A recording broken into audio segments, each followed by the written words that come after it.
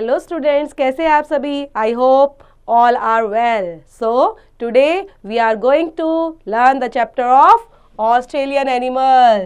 So first we will read about the lesson. This is a lesson about a strange animal that live in the habitat of Australia.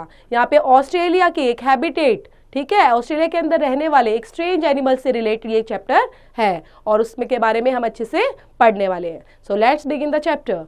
Australia is the smallest continent of the world among the 7 continents in the world.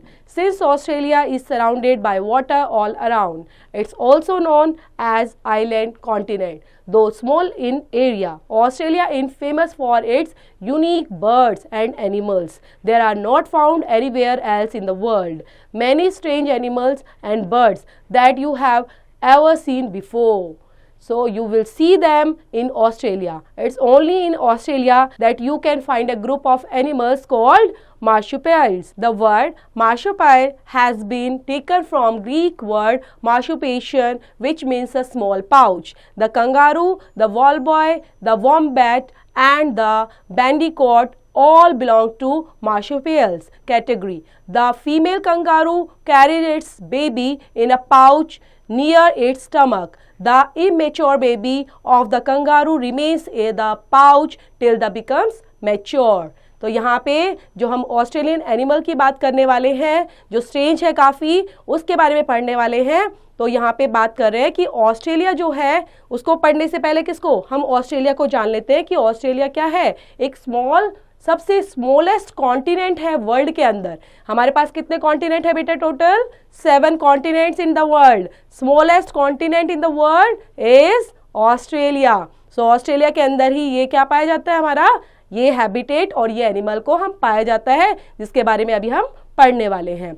Australia जो है वो चारों तरफ से all around किसके घिरा हुआ है? पानी से. मतलब ऑस्ट्रेलिया के चारों तरफ क्या है? पानी है, इसलिए इसको क्या बोलते हैं हम? कॉन्टिनेंट बोलते हैं. और ये आइलैंड कॉन्टिनेंट के नाम से भी जाना जाता है, मतलब आइलैंड कॉन्टिनेंट. दो स्मॉल इन एरिया, क्योंकि ये सबसे छोटा है तो इसका एरिया भी कैसा है? स्मॉल है.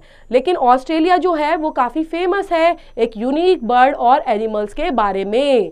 मतलब यहाँ पर ऐसे ऐसे एनिमल्स और बर्ड्स पाए जाते हैं जो शायद ही वर्ल्ड में आपने कभी देखे ही नहीं होंगे, और उन्हीं में से एक स्ट्रेंज एनिमल और बर्ड के बारे में आप पढ़ने वाले हैं जो ऑस्ट्रेलिया के अंदर पाया जाता है.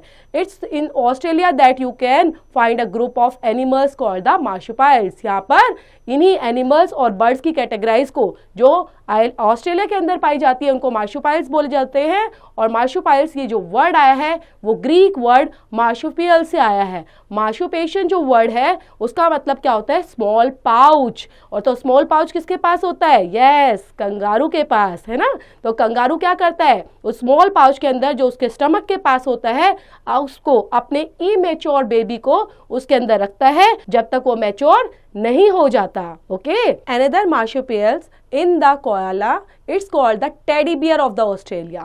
It also bears a pouch in which koala baby lives of 6 months and then it goes around on its mother's back till it almost grown up. यहाँ पे क्या बात कर रहे हैं? मार्शुपियल जो है जिसमें एक क्या है हमारा कोयला नाम है, जिसको क्या बोलते हैं हम? एक छोटा सा टेडी बियर होता है ऑस्ट्रेलिया के अंदर. तो छोटा मतलब इतना छोटा नहीं, बिल्कुल बच्चे की साइज का, लेकिन वो टेडी बियर होता है. और ये बियर क्या करता है? ये हैज अ पाउच इन विच कोयला बेबी लिव्स फॉर 6 months, जहाँ पर वो 6 महीने तक उसके उस पाउच के अंदर ही रहता है. कहाँ पर? Mothers back till it the almost grown up, जब तक वो पूरा बड़ा नहीं हो जाता. You will be shocked to see the most unique animal of Australia, duck billed platypus. Although it's a mammal, but it look more like a bird. Do you know what is a mammal? A mammal is the animal which gives birth to young babies. Mammals do not lay eggs,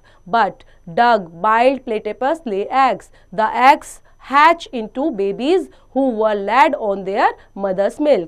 यहाँ पे बात कर रहे हैं किन shocks animals की, जो unique animals हैं। कहाँ पर? ऑस्ट्रेलिया में डक बाइल्ड प्लेटिपस। यहाँ पर क्या होते हैं, जो मैमल्स होते हैं ज़्यादातर वो कैसे पाए जाते हैं? Looks more like a bird, ज़्यादातर दिखाई देते हैं हमें। लेकिन जो मैमल होते हैं ना, वो कैसे होते हैं? मैमल क्या करते हैं? मैमल बर्थ देते हैं, यंग बेबीज को बर्थ देते हैं लाइक अ ह्यूमन बीइंग। लेकिन जो मैमल्स होते हैं, जो मैमल्स की बात करते हैं, डू नॉट ले एग्स, वो क्या करते हैं? एग नहीं देते।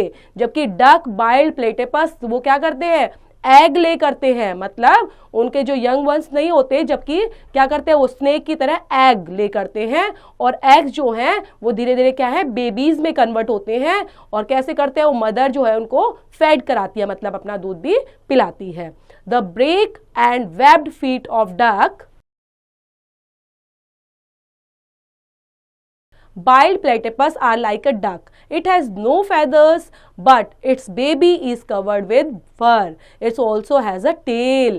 अब यहाँ पे किसकी बात हो रही है? जो ये बाइल्ड है, जो डक बाइल्ड प्लेटिपस है, वो एक डक की तरह होता है जिसके फेदर्स नहीं होते, बट वो कैसा होता है? Its baby is covered with fur, बल्कि उसके जो बेबी होता है उसके फर होते हैं। और क्या होता है साथ में?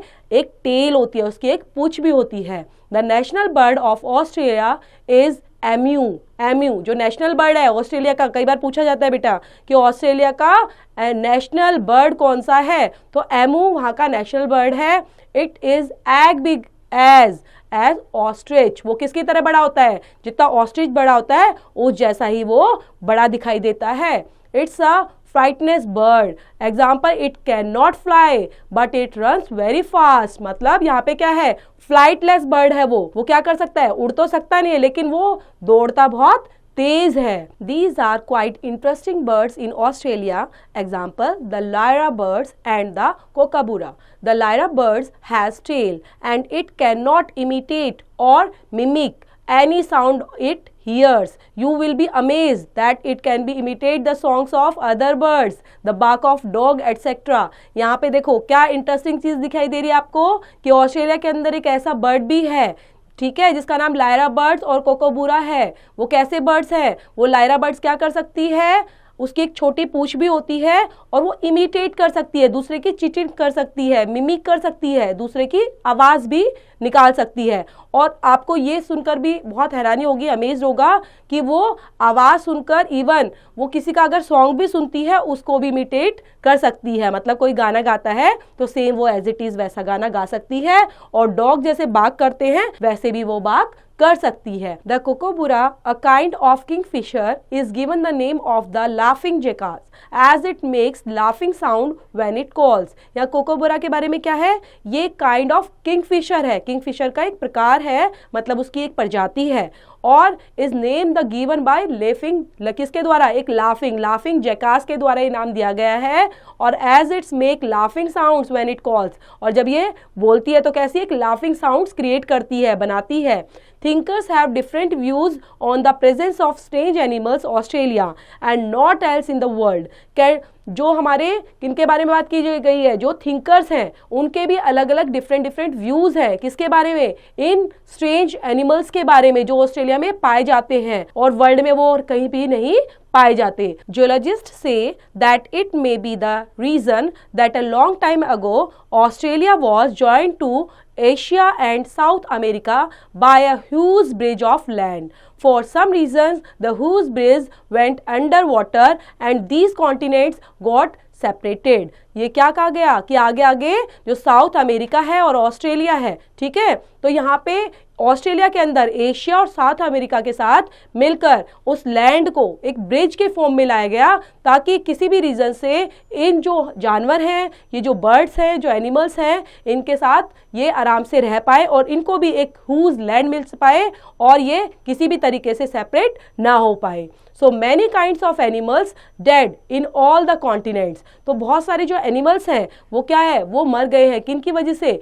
ऐसी जगह के होने की वजह से जहाँ पे उनको प्रॉब्लम फेस करी है। Many kinds of animals dead in all the continents and many new kinds of animals came into existence. It's quite amazing that those animals which disappeared in other parts of the world continue to survive in Australia hence Australia is the home of strange animals and bird. तो यहाँ पे क्या बात की गई है कि बेटा जिस तरह से अमेरिका, एशिया, ऑस्ट्रेलिया, इन्होंने साथ मिलकर इन बर्ड्स के बारे में सोचा, इन एनिमल्स के बारे में सोचा, ताकि ये एग्जिस्टेंस ना हो पाए, ये समाप्त ना हो पाए और एक ही कॉन्टिनेंट के अंदर रहते हुए ये अपनी जीवन को खोए ना। तो इस वजह से इनका पूरा अमेज इन एनिमल्स का, इन बर्ड्स के बारे में कहीं ना कहीं हम सबको सोचना चाहिए, ताकि ये किसी भी तरीके से खत्म ना हो। और ऑस्ट्रेलिया को किस तरह से एक्सचेंज एनिमल और बर्ड्स के रूप में जाना जाता है, तो उस तरह से भी हम इनको रीड आउट करते रहें और इनके बारे में अच्छा जानते रहें। तो बच्चों स्टोरी को पढ़ेंगे, अच्छे से रीड आउट करेंगे। बहुत प्यारी सी ऑस्ट्रेलियन एनिमल्स के ऊपर स्टोरी है। तो थैंक यू फॉर वॉचिंग।